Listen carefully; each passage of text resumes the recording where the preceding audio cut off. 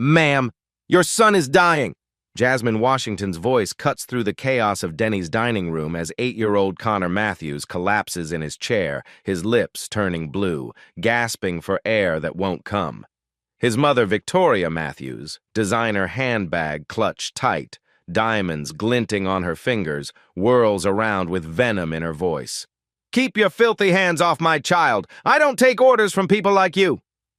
But Connor's face is swelling like a balloon, red welts spreading across his neck like wildfire. His desperate wheezing fills the restaurant as other diners begin to stare in horror. "Your son needs epinephrine right now, or he'll die," Jasmine says, reaching into her apron and pulling out a medical injector that gleams under the fluorescent lights. "Touch him and I'll have you arrested! You're nothing but a black waitress!" Victoria screams, stepping between Jasmine and her dying child. Connor's breathing stops completely for 3 terrifying seconds, then resumes with a horrible rasping sound that makes nearby diners gasp. Will Victoria's racism cost Connor his life? The Sunday morning rush at Denny's on Maple Avenue represents everything comfortable about suburban America. Soft jazz plays overhead while families in their church clothes enjoy pancakes and bacon, the sweet scent of maple syrup mingling with fresh coffee. This is the good side of town, where manicured lawns meet million-dollar homes, and the customers expect their service with a smile and without complications. Victoria Matthews embodies this world perfectly. Her Louis Vuitton handbag rests beside organic juice boxes she brought from home because you simply cannot trust restaurant food prepared by, well, certain people. Her perfectly highlighted hair frames a face that's never known real hardship, only the manufactured struggles of choosing between private schools and country club memberships. She surveys the restaurant with the casual entitlement of someone who's never questioned whether she belongs. Her husband, Richard, scrolls through real estate listings on his phone, occasionally grunting in agreement to his wife's commentary about maintaining neighborhood standards. His business revolves around keeping properties family-friendly, code words that everyone understands but no one discusses. Success has insulated him from consequences, creating a man who believes his wealth proves his wisdom. Connor sits between them, their sensitive middle child who asks uncomfortable questions like, "Why don't any kids who look like my friend Marcus live in our neighborhood?" Today should be special. He'd been excited about pancakes all week, wearing his favorite dinosaur shirt and chattering about the museum they'd visit afterward. But something feels wrong after his first few bites. His tongue tingles strangely and his throat feels thick. Across the dining room, Jasmine Washington refills coffee cups with practiced efficiency, invisible to most customers unless they need something. She's 38 years old with an associate degree in emergency medical services, a former EMT who saved lives for 3 years before circumstances forced her into service work. Her uniform is clean but worn, her shoes practical rather than fashionable, her name tag the only thing that makes her human to most diners. The reason for her career change is sitting at home with a babysitter, 10-year-old Maya, her brilliant daughter who carries multiple EpiPens because peanuts, shellfish, or tree nuts could kill her in minutes. Jasmine learned to read medical emergencies the hard way, through midnight hospital runs and terrifying episodes that taught her to recognize anaphylaxis faster than most doctors. She carries Maya's backup EpiPen in her apron, $600 of life-saving medication that represents nearly a week's wages. Her ex-husband disappeared when the medical bills mounted, claiming he didn't sign up for a defective kid. Now Jasmine works double shifts to afford insurance that barely covers Maya's specialists, living in a world where one allergic reaction could bankrupt them. Manager Brad watches from behind the register, 25 years old and desperate to impress corporate headquarters with smooth operations and satisfied customers. He's absorbed the unspoken hierarchy. Wealthy white families deserve immediate attention and minimal disruption, while staff complaints about difficult situations mark you as a troublemaker. The other diners represent comfortable suburbia at its most oblivious. The elderly couple discussing their grandchildren's private school applications. The businessman checks stock prices while his wife plans their European vacation. Young families whose biggest concern is whether little Brittany will get into the right preschool. They exist in a bubble where serious problems happen to other people in other places, where a child's distress registers as bad parenting rather than medical emergency. This demographic sees Jasmine as part of the scenery, efficient, polite, and forgettable. When she speaks, they hear the help offering opinions above her station. Her uniform makes her invisible. Her race makes her expertise unthinkable. She's learned to navigate their casual condescension with professional grace, biting back responses to comments about those people and certain neighborhoods. But Jasmine possesses something none of these educated, wealthy customers have: real expertise in recognizing when a child is dying. She's administered epinephrine in ambulances, talked to panicked parents through allergic reactions, and watched children go from healthy to critical in minutes. Her knowledge comes from necessity, not textbooks, the kind of wisdom that privileged people never acquire because they never need it. The restaurant hums with the comfortable sounds of Sunday morning. Soft conversations about weekend plans, the gentle clink of silverware against plates, children's laughter mixing with adult discussions of school fundraisers and neighborhood events. It's a sanctuary of predictable pleasures where nothing truly dangerous ever happens. Until today, when two worlds collide in the most devastating way possible, a child's life hanging in the balance, and the only person qualified to save him dismissed as irrelevant by those who need her most. What happens when expertise wears an apron and speaks with the wrong accent in the wrong skin? Connor's symptoms begin subtly, insidiously. After his second bite of pancakes made with peanut oil, he starts scratching his neck, leaving red marks that Victoria notices immediately. "Connor, stop that disgusting scratching. What will people think?" Her voice carries that particular suburban authority, sharp, entitled, designed to remind everyone of social hierarchies. But Connor can't stop. His throat feels strange, thick. The pancakes taste metallic, wrong. He pushes the plate away with trembling hands. "Mommy, my mouth feels funny. It's all tingly and weird." Victoria's face hardens with familiar frustration. Last month, Connor claimed stomach problems right before his piano recital. The month before, he developed a mysterious headache during a playdate with her friend's son. She's convinced her sensitive child has learned to manipulate situations through manufactured illness. "Absolutely not. You begged for pancakes all week. Stop making excuses and eat them." Richard barely glances up from scrolling through property listings. "Listen to your mother, champ. No faking sickness on family day." As Connor's scratching intensifies, the welts spread down his neck, small but unmistakable. Jasmine approaches their table with fresh coffee, immediately recognizing the pattern. Maya gets identical welts in the early stages of reactions. "Excuse me, ma'am," Jasmine says carefully, her voice respectful but urgent. "Has your son eaten anything containing nuts? He appears to be having an allergic reaction." Victoria's head snaps up, eyes flashing with indignation. "Excuse me? I think I know my own child." The temperature in her voice drops to Arctic levels. "I don't need medical advice from the help." The word help hits like a physical slap. Around the restaurant, conversations pause as diners tune into the unfolding drama. The social dynamics are familiar and comfortable, the well-dressed white woman putting the black service worker firmly in her place. "Ma'am, I have experience with food allergies," Jasmine persists, watching Connor's breathing become more labored. "Those welts on his neck are from scratching because he's throwing a tantrum," Victoria interrupts, her voice rising to ensure nearby tables can hear. "People like you always think you know better than educated parents." The phrase, "people like you," hangs in the air with unmistakable meaning. Several diners nod approvingly, recognizing the proper restoration of social order. Connor's face begins flushing deeper red. His breathing sounds increasingly strained, but the adults remain focused on their power struggle. He tugs weakly at his collar. "Mommy, it's hard to breathe." "Stop being dramatic. Use your normal voice." Jasmine feels the familiar burn of dismissal, of being reduced to assumptions and stereotypes. But Connor's symptoms are accelerating, his lips starting to swell, his hands looking puffy. "Please, ma'am, I'm begging you. My daughter has severe allergies. I know what this progression looks like." Victoria stands abruptly, her chair scraping loudly against the floor.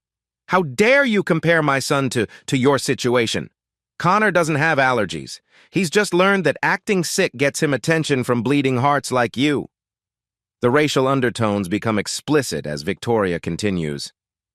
"These people always think they know better than those of us with actual education and breeding. It's probably something they teach in those community colleges. Richard finally looks up, adding his voice to the humiliation. Do you have a medical degree? No? Then keep your opinions to yourself and do your job. When Jasmine mentions her EMT background, Victoria laughs with cruel delight. Oh, please. What did you do, take a weekend first aid course? I'm not taking medical advice from someone who, well, someone in your position. The restaurant buzzes with approving murmurs. The businessman at table 6 nods knowingly. The elderly woman by the window shakes her head at the audacity. Everyone understands the script. The presumptuous black woman overstepping, the refined white family maintaining proper boundaries. Manager Brad appears instantly, trained to diffuse any situation that might upset wealthy customers. Is there a problem here?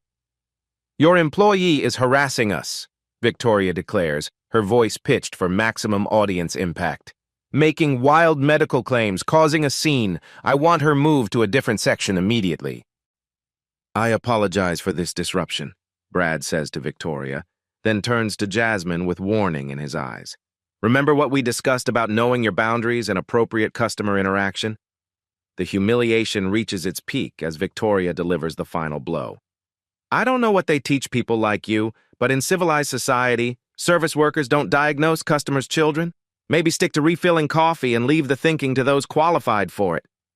She turns to Richard with theatrical exasperation. This is exactly why we need to be more selective about where we eat. The quality of staff keeps declining in these places. The cruelty is breathtaking in its casual efficiency. Other staff members avoid eye contact with Jasmine, unwilling to risk their jobs by showing support. Diners return to their meals, having witnessed the social order properly reinforced. The message resonates clearly through the restaurant. Know your place, stay silent, accept your role. But while the adults engage in their ugly display of prejudice and power, Connor's condition deteriorates rapidly. His lips are now visibly swollen, tinged with blue around the edges. His breathing has become a series of desperate wheezes. His hands, when he tries to reach for his water glass, shake with weakness. The welts have spread down his arms and across his face. His eyes, wide with fear he doesn't understand, search frantically for help. But his parents are too invested in their performance of superiority to notice their son sliding toward unconsciousness. Jasmine stands isolated, surrounded by the wreckage of her dignity, watching a child approach death while being told she's unqualified to have an opinion. The cruel irony burns. The person they're humiliating possesses the exact expertise needed to save their son's life. Connor tries to speak, to tell his parents something is terribly wrong, but his throat is closing. Only a frightened whimper emerges, lost beneath the sound of adult voices asserting their authority over someone they've decided doesn't matter. The clock ticks toward catastrophe, while privilege blinds them to the growing emergency. Will their need to maintain social hierarchy cost Connor everything? Connor's condition deteriorates with terrifying speed while the racial drama consumes the adult's attention. His scratching becomes frantic, desperate clawing at anywhere he can reach. The welts spread like a roadmap of distress across his small body, angry red marks that seem to multiply with each passing minute. "Mommy," he whispers, his voice now thick and unrecognizable. "I can't. My throat feels—" "Use your normal voice! Stop whispering!" Victoria snaps, but her anger falters slightly when she notices Connor's hands. They're swelling, his fingers looking puffy and strange, like small sausages. Something cold touches her stomach, but she pushes the feeling away. Jasmine watches from across the restaurant, refilling sugar dispensers with mechanical precision while her mind races. She recognizes the timeline with horrifying clarity. Connor is maybe 15 minutes into a severe anaphylactic reaction. Without intervention, he has perhaps 10 to 15 minutes left before his airway closes completely. Every maternal instinct screams at her to intervene, but Victoria's humiliation still burns. She's learned the cost of challenging white authority in spaces like this. The risk to her job, her insurance, Maya's medical coverage. Everything hangs in the balance. But Connor is an innocent child, and Jasmine's moral code won't let her abandon him to his parents' prejudice. She abandons her station and approaches their table again, this time speaking directly to Connor, bypassing the adults entirely. Sweetheart, can you tell me how your tongue feels right now? Does it feel too big for your mouth? Connor nods frantically, tears forming as he struggles with each breath. His eyes are wide with fear he can't articulate. Like your tongue doesn't fit right? Like there's not enough room? Another desperate nod. The tears start flowing as his breathing becomes more labored. I told you to stay away from my son, Victoria explodes. But there's a new note in her voice, something that might be the first crack in her denial. Jasmine pulls out her phone and activates the camera, holding it up like a mirror for Connor to see his reflection. Honey, I want you to look at yourself. Can you see how your face looks different? When Connor sees his reflection, face swollen beyond recognition, lips puffy and discolored, welts covering his neck and arms, his eyes go wide with terror. He tries to cry out, but only a wheeze emerges from his closing throat. The image is undeniable, shocking in its clarity. Several nearby diners gasp audibly. Oh my God, that child is having an allergic reaction. Someone call 911. He's really in trouble. The elderly woman at table 12 stands up. That's anaphylaxis. I've seen it before. The businessman who earlier complained about Connor's behavior fumbles for his phone. Holy shit, call an ambulance! Victoria stares at her son's reflection in Jasmine's phone, and reality crashes through her prejudice like glass shattering. The swelling, the labored breathing, the blue tinge around his lips that she can no longer deny or explain away. Connor, what's happening to you? But Connor can't answer. He's using every ounce of energy just to force air through his rapidly narrowing airway. His hands flutter weakly toward his throat in the universal sign of distress. Richard finally looks up from his phone, sees his son's condition, and his face drains of all color. Jesus Christ! Call 911! Now! Jasmine's voice cuts through the chaos with medical authority. Ma'am, your son is experiencing anaphylactic shock.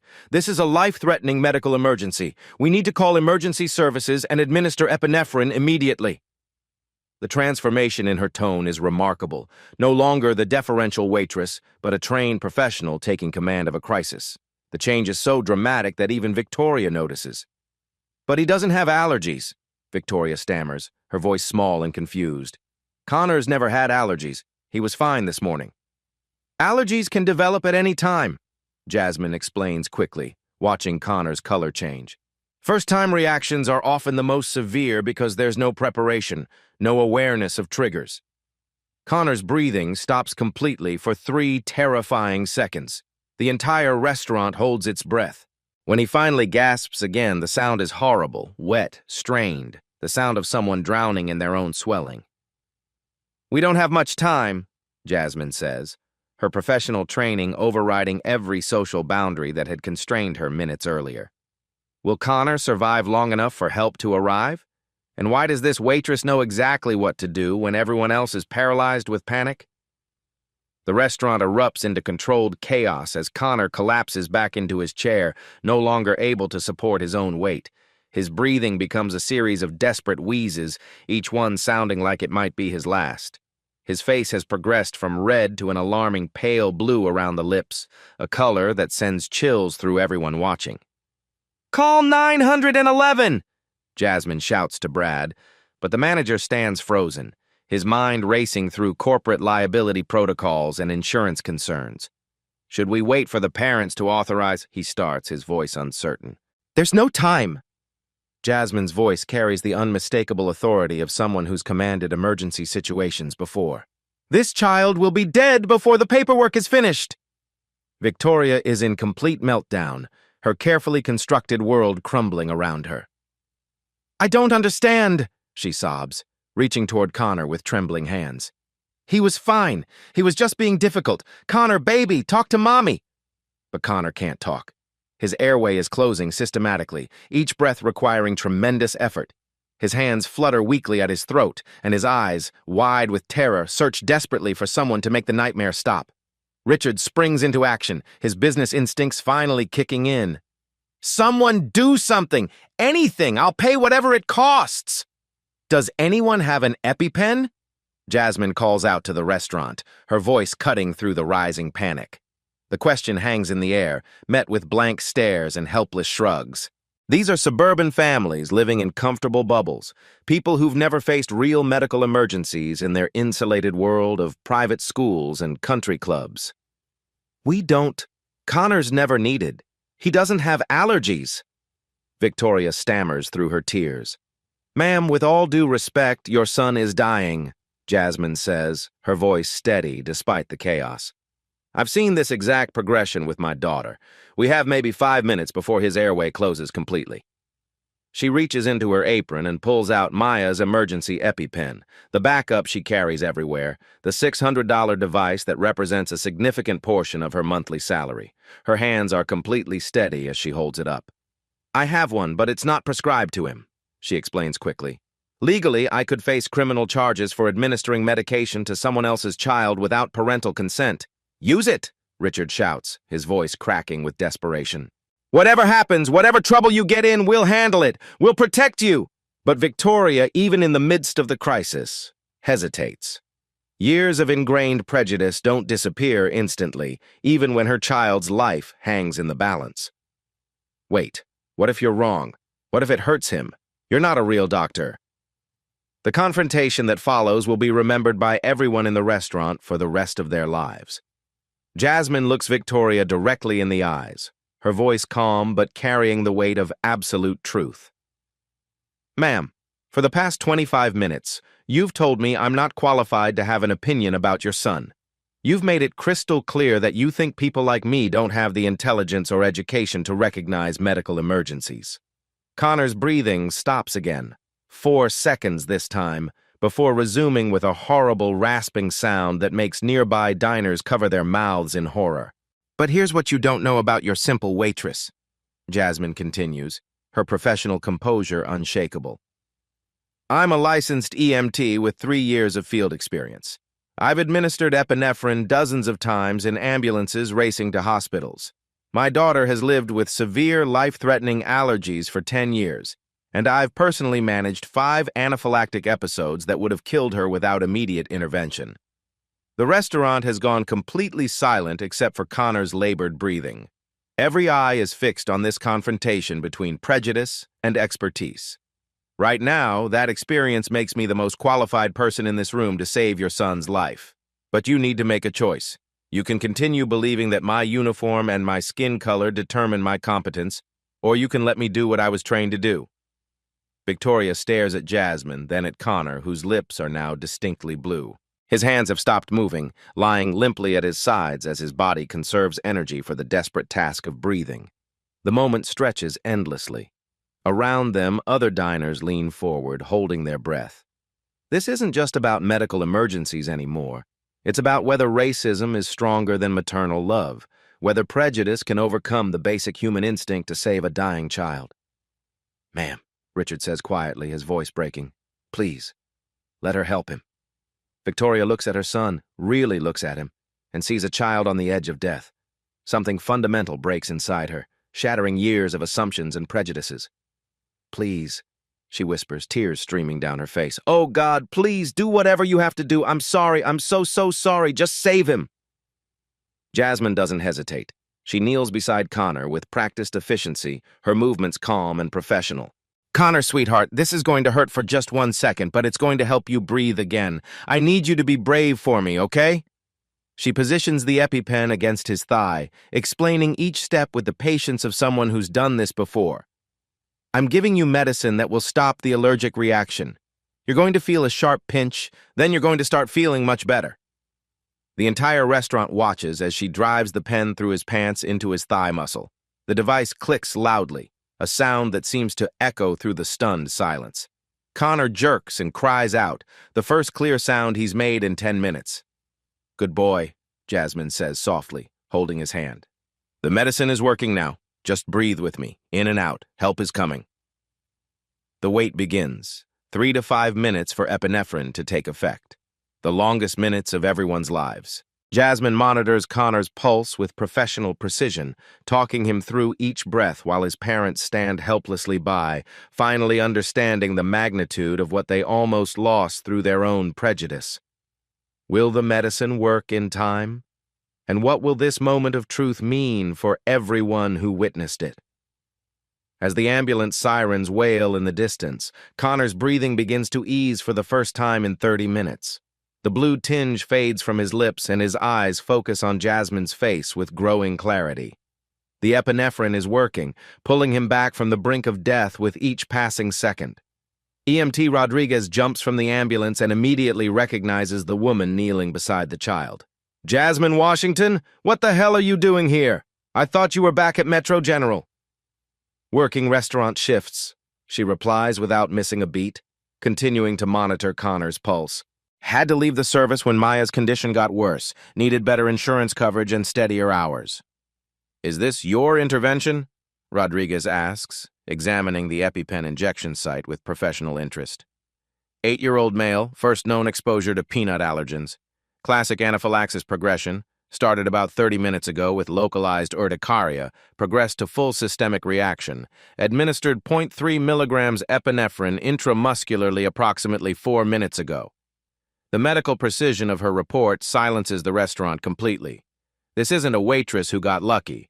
This is a trained emergency medical professional giving a textbook patient handoff. Rodriguez nods with clear respect.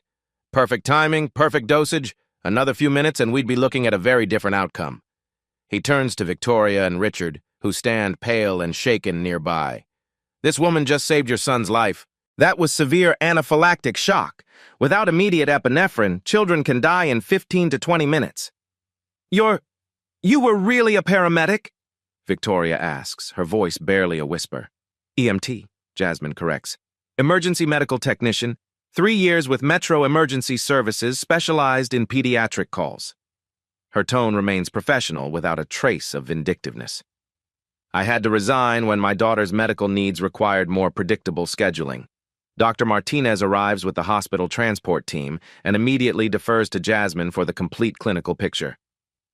"EMT Washington, walk me through your assessment and intervention timeline." The formal address, EMT Washington, hits the restaurant like a thunderbolt. Brad's face goes ashen as he realizes he's been managing someone more medically qualified than most of his customers, treating her like she was overstepping by trying to save a life. "Why didn't you tell us about your background?" Brad asks, his voice weak.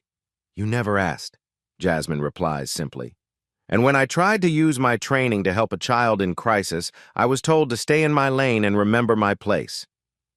The weight of that statement settles over everyone present. They've just witnessed someone with genuine medical expertise being dismissed, humiliated, and silenced based purely on assumptions about her race and job title.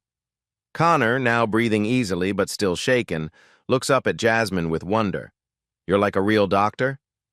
"I'm someone who learned how to help people when they're scared and hurt," she answers gently. "Just like how your parents love you and want to keep you safe. Sometimes adults need special training to know how to do that." Victoria breaks down completely, her sobs echoing through the quiet restaurant. "I'm so sorry. I'm so sorry. We almost, because I wouldn't listen." She can't finish the sentences, overwhelmed by the magnitude of what her prejudice nearly cost. "Ma'am," Jasmine says quietly, "you were scared for your child. Parents make mistakes when they're frightened." But Richard understands the deeper truth. "No, we weren't just scared. We were wrong. About you. About what your knowledge was worth. About everything." His voice cracks with emotion. "You saved our son's life while we told you that you didn't matter." Rodriguez continues his conversation with Jasmine, oblivious to the emotional reckoning happening around them. "Fire department's still got that minority recruitment program for paramedic certification. Full ride scholarship, guaranteed placement. Are you interested?" "Maybe," Jasmine says, helping transfer Connor to the stretcher. "Been thinking about it lately." The casual mention of scholarships and career advancement opportunities stuns Victoria further. She's been operating under the assumption that someone in Jasmine's position couldn't access higher education or professional development. Another layer of prejudice being stripped away in real time. As Connor is loaded into the ambulance, breathing normally but requiring overnight observation, the restaurant slowly comes back to life. But nothing will ever be the same. Everyone present has witnessed the deadly cost of assumptions, the price of dismissing expertise based on appearance rather than ability. The woman they treated as invisible has revealed herself to be exactly what they needed most, and what they almost refused to accept. At Metro Children's Hospital, the ordeal is far from over. Dr. Sarah Martinez delivers sobering news to the Matthews family as Connor sleeps peacefully, connected to monitors that track every heartbeat and breath. The epinephrine saved his life, but anaphylactic reactions can be biphasic, meaning a second wave can hit 4 to 12 hours later, sometimes more severe than the first episode. Connor must remain under observation overnight. The next 12 hours will determine whether the worst is truly behind them or if another life-threatening episode awaits. Each beep of the monitor serves as a reminder that their son's body could turn against him again at any moment. Victoria has been transformed by the events at the restaurant. Gone is the entitled suburban mother who dismissed medical advice from a black waitress. In her place sits a woman raw with gratitude and terror, forced to confront how close she came to losing her child through her own prejudice. What caused this? He's eaten pancakes dozens of times before. Adult-onset food allergies are increasingly common, Dr. Martinez explains patiently. Environmental factors, genetic predisposition that suddenly triggers changes in food processing, any number of causes. The pancakes were made with peanut oil, which your son's immune system identified as a deadly threat and responded accordingly. Richard, who built his wealth through real estate deals that often excluded minority families from desirable neighborhoods, stares at his sleeping son with devastating clarity. We almost killed him. Our own ignorance, our own... He struggles with the words, his voice breaking. Our own racist assumptions almost killed our own son. The admission hangs heavy in the sterile hospital air, impossible to take back or minimize. Jasmine hasn't left the hospital despite her shift ending hours ago. Something compelled her to follow the ambulance, perhaps the memory of Maya's terrifying overnight stays. Perhaps because Connor's innocent face reminded her of every child she'd helped save during her EMT years. But being here resurrects painful memories. The career she loved but had to abandon when Maya's condition worsened, the financial struggles that forced her into service work, the daily challenge of raising a medically complex child completely alone. Maya arrives with Jasmine's neighbor, worried when her mother didn't come home from her Sunday shift. She's a beautiful, intelligent 10-year-old who carries dual EpiPens in a colorful medical pouch and knows emergency protocols better than most adults. Her presence in the hospital room creates an immediate, profound connection with Connor. You have allergies too? Connor asks, his voice still hoarse from the trauma his throat endured. Lots of them, Maya says matter-of-factly, settling into the chair beside his bed. Peanuts, tree nuts, shellfish, sesame. But my mom taught me how to stay safe and still have fun. Your mom saved my life. She saves mine every single day. The simple exchange between the children devastates Victoria completely. While she worried about Connor's embarrassing behavior, disrupting their comfortable public appearances, Jasmine has been managing genuine life-and-death medical emergencies every single day for 10 years.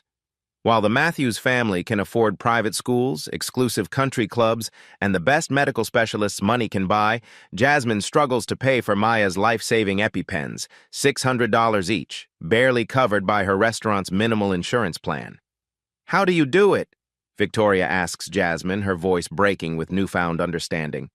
How do you live with this constant fear every single day? You don't have a choice, Jasmine replies with quiet strength. You learn fast, or your child dies. You prepare for everything. You read every ingredient label like it's scripture, because for your child, it literally is.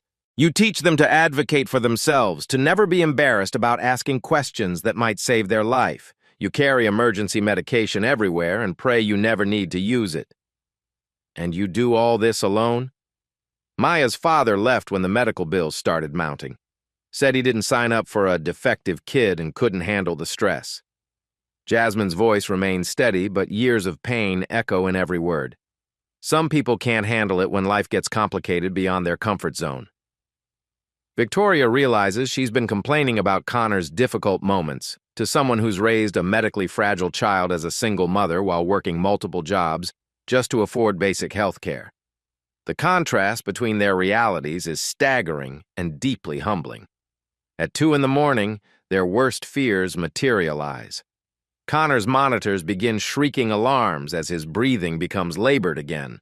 the dreaded biphasic reaction Dr. Martinez warned about. Victoria screams in panic while Richard fumbles helplessly, but Jasmine immediately recognizes every terrifying sign. "Dr. Martinez, room 12, he's having the secondary reaction," she calls with professional authority, her EMT training overriding everything else. The medical team springs into coordinated action, but Connor is terrified and disoriented by the sudden, unexpected return of his life-threatening symptoms. Jasmine takes his small hand in both of hers, her voice calm and reassuring. "Remember me, sweetheart. I'm right here with you. We know exactly what this is, and we know precisely how to fix it. You're going to be perfectly okay." Her unshakable calm helps Connor remain cooperative as the medical team rapidly administers another dose of epinephrine and powerful corticosteroids. Within minutes that feel like hours, his breathing stabilizes and the crisis passes, but the episode serves as a harsh reminder of how genuinely serious his condition will always be.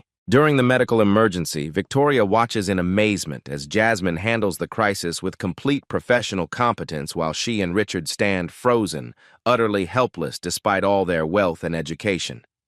The woman they humiliated and dismissed as incompetent has spent the entire night in an uncomfortable hospital chair, providing expert support to a family that treated her with open contempt and racial hostility. "Why are you still here?" Victoria asks after Connor stabilizes, her voice thick with shame. "After everything we said to you, everything we accused you of, why are you helping us?" "Because Connor is a frightened child who needed help," Jasmine answers without hesitation. That's reason enough for anyone with a conscience. The simple moral clarity of her response breaks something fundamental in Richard's worldview. A man who spent his entire career believing that financial success proved intellectual superiority, that accumulated wealth indicated human worth, faces the devastating reality that his son's life was saved by someone whose expertise he dismissed based purely on skin color and work uniform. "I've spent my whole adult life thinking I was better than people like you," he says, his voice cracking with genuine emotion. "That my business success meant I was smarter, more valuable, more deserving of respect and attention. But you know things I'll never learn. You've done things I couldn't begin to do. You saved my son's life while I sat there embodying everything that's fundamentally wrong with this country." Dr. Martinez returns with comprehensive test results confirming Connor's severe, life-threatening peanut allergy and provides the family with extensive education about daily management protocols. Jasmine participates actively in the medical consultation, sharing practical insights learned from years of real-world emergency experience. The doctor acknowledges her expertise openly and repeatedly. Jasmine has more practical, day-to-day allergy management knowledge than most medical residents who've studied this condition academically. "People think you're being overprotective or paranoid until something exactly like this happens," Jasmine explains patiently to Victoria and Richard. "Then they finally understand why you read every single ingredient list like your child's life depends on it, because it absolutely does. Why you ask 20 detailed questions at every restaurant. Why you carry multiple EpiPens everywhere you go. Why you never ever let your guard down for even a moment." Connor, now fully recovered but forever changed by his brush with death, looks directly at Jasmine with complete trust and asks, "Will I have to be like Maya now? Will I always have to be so careful about everything?" "You'll be prepared and informed," she tells him gently, stroking his hand. And that's the crucial difference between living in fear and living safely. Maya can teach you amazing things that will help you live a completely normal, happy life. You'll just know much more about taking proper care of yourself than most other kids your age. "Will you teach me too? Will you help me learn?" Jasmine smiles warmly. "Your parents are going to learn everything they need to know to keep you safe, and they'll teach you step by step. Maya and I will help whenever you need us, for as long as you want." By dawn, Connor is medically stable, and the immediate crisis has definitively passed. But its impact will reverberate through all their lives forever.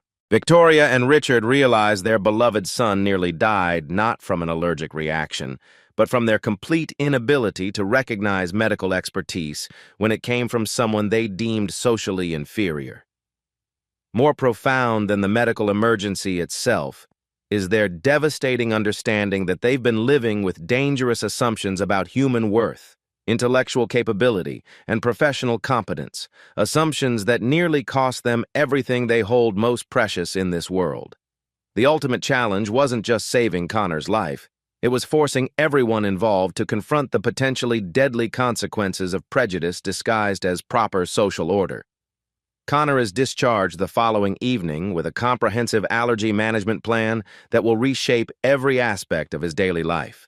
His small hands clutch 2 brand-new EpiPens, while a medical alert bracelet gleams on his wrist, symbols of his new reality and the vigilance required to keep him safe. But the real transformation extends far beyond medical protocols. Victoria insists on personally driving Jasmine and Maya home, a gesture that would have been unthinkable 48 hours earlier.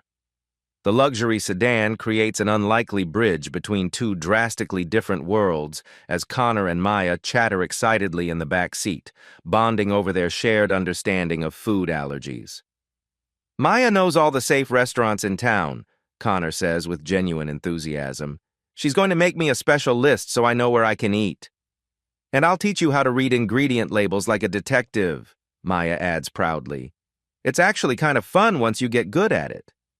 Their easy friendship highlights everything their parents failed to see, that expertise and wisdom exist everywhere, regardless of economic circumstances or skin color.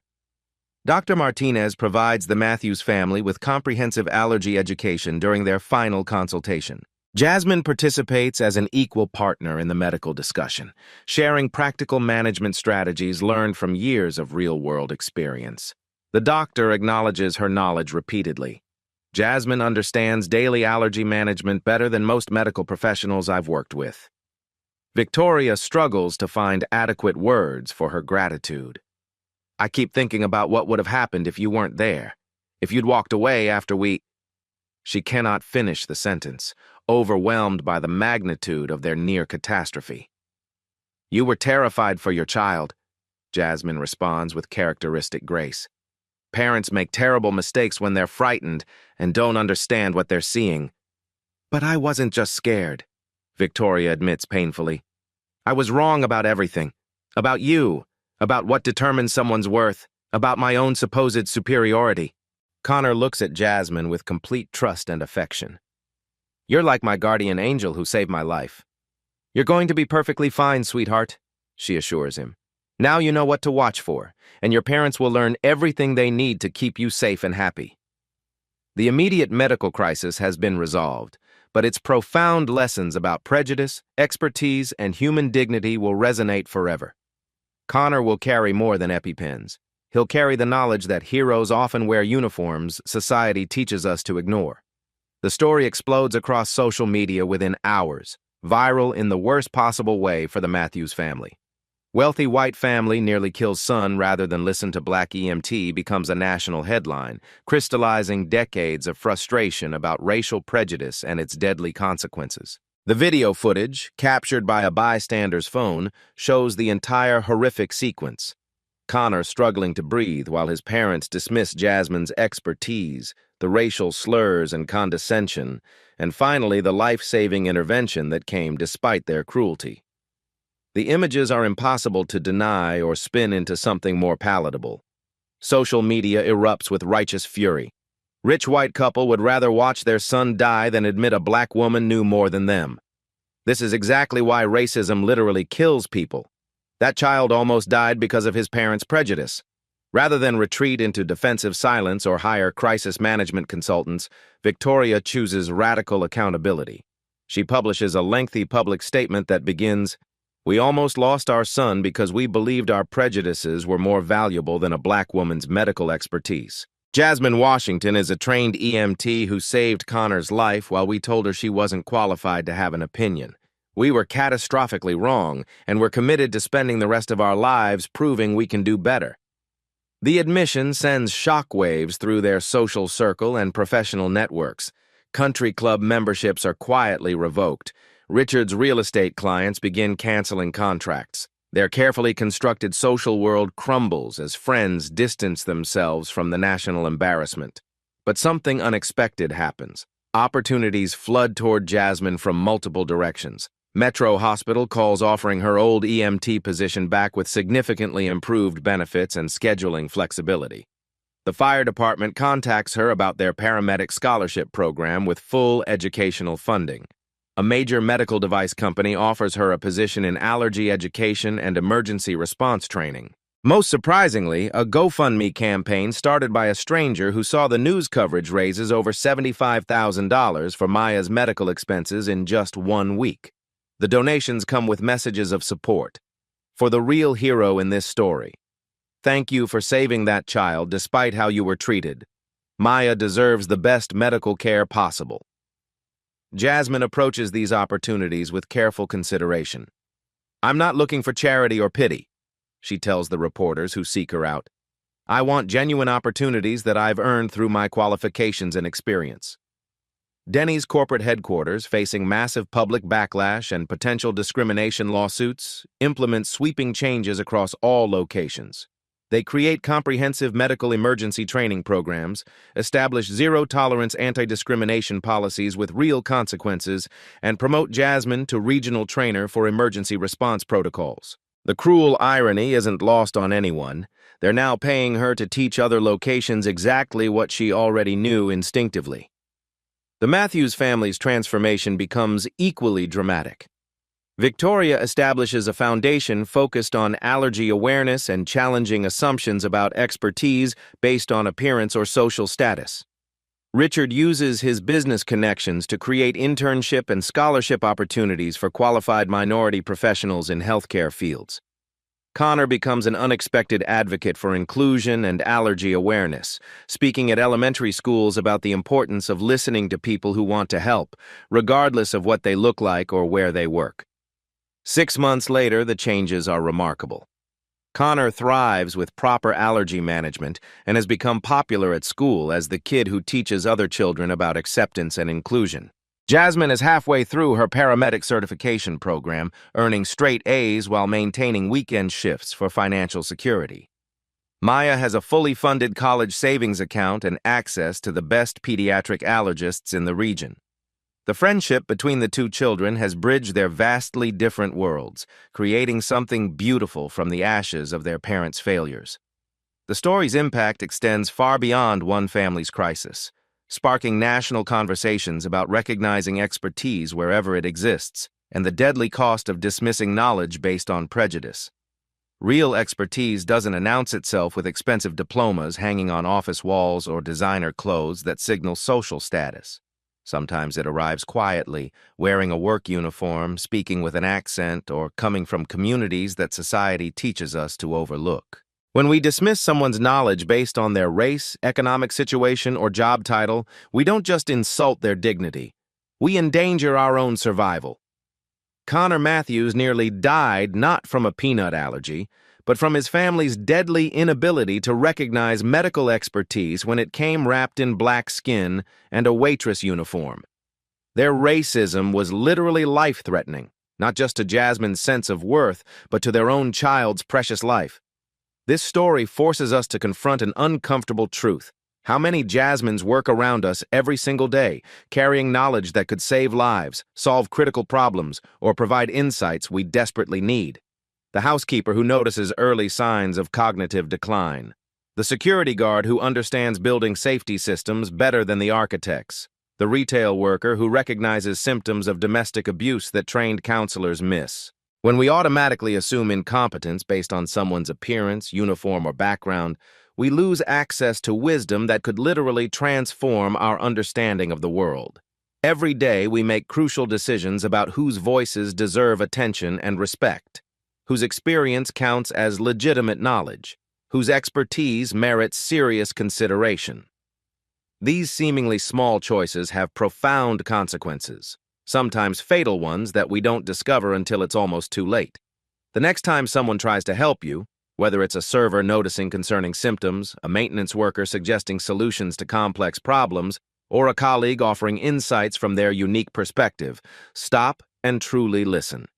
Their knowledge might be exactly what you need to save your life, advance your career, or strengthen your relationships. Challenge yourself. Who have I dismissed recently because of assumptions about their educational background or social status?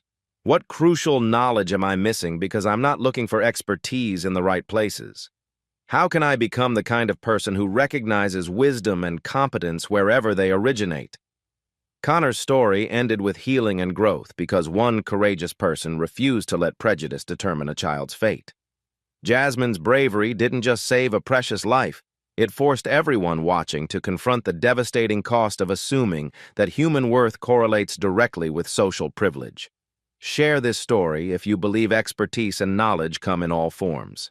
Comment below about a time when someone unexpected taught you something valuable that changed your perspective. Subscribe to Black Tales Stories for more powerful stories about everyday heroes who prove that genuine heroism often wears work clothes, speaks with different accents, or emerges from communities we're systematically taught to ignore.